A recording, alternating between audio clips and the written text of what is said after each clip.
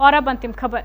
PFI की जांच के बाद ईडी के एक बड़े खुलासे से हड़कंप मच गया है। अधिकारियों का दावा है कि पीएफआई के द्वारा पीएम मोदी पर हमले की योजना बनाई जा रही थी, जिसकी उन्होंने पूरी तैयारी भी कर ली थी।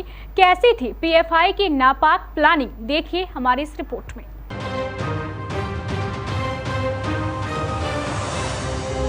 बीते 22 सितंबर को पॉपुलर फ्रंट ऑफ इंडिया के करीब 93 ठिकानों पर हुई छापेमारी और गिरफ्तारियों के बाद ईडी ने सनसनीखेज खुलासा किया है।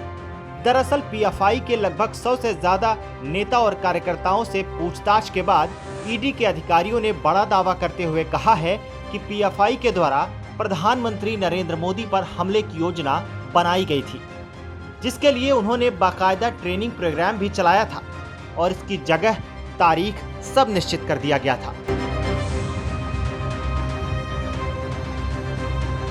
अधिकारियों ने दावा किया है कि इस साल जुलाई में बिहार की राजधानी पटना में पीएफआई ने प्रधानमंत्री नरेंद्र मोदी पर हमले करने की खतरनाक योजना बनाई थी, जिसके लिए संगठन ने पटना में ट्रेनिंग कैंप भी लगाया था और कई सदस्यों को ट्रेनिंग देने का काम किया था।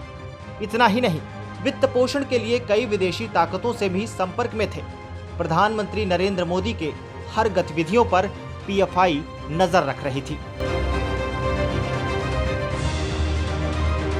कुछ मीडिया रिपोर्ट्स की माने तो प्रधानमंत्री नरेंद्र मोदी पर हमले के अलावा पॉपुलर फ्रंट ऑफ इंडिया यानी पीएफआई आतंकी मॉड्यूल भी तैयार कर रहा था। देश में आतंकवाद फैलाने के लिए पीएफआई ने पिछले कुछ सालों से भारी तादाद में विदेशी फंडिंग भी इकट्ठा कर ली थी। ईडी के खुलासों के अनुसार पिछले कुछ वर्षों में संगठन ने करीब 120 करोड़ रुपए दहशतगर्दी के लिए जुटा लिए थे। इन पैसों का उपयोग कर देश भर में दंगों और आतंकी गतिविधियों को अंजाम देने की योजना बनाई गई थी। बताया गया है कि इन पैसों का उपयोग फरवरी 2020 के दिल्ली दंगों के लिए हिंसा भड़काने के अलावा हाथरस में दंगा भड़काने के लिए भी किया गया था। बता दें कि पीएफआई की संदिग्ध गतिविधियों के मद्देनजर देश की राष्ट्रीय सुरक्षा एजेंसियों के द्वारा लगातार इनके ऊपर पिछले कुछ समय से निगरानी की जा रही थी।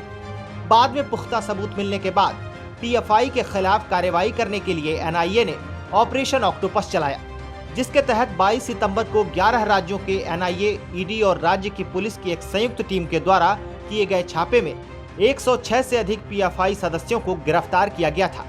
ईडी ने संगठन के 3 अन्य पदाधिकारियों को दिल्ली से हिरासत में लिया। इनमें परवेज अहमद, मोहम्मद इलियास और अब्दुल मुकीद का नाम शामिल है और इन्हीं से पूछताछ के बाद ईडी ने यह बड़ा खुलासा किया है। इसके साथ साथ अब जांच एजेंसियां भी चौकन्नी हैं। Bureau report, KBC news.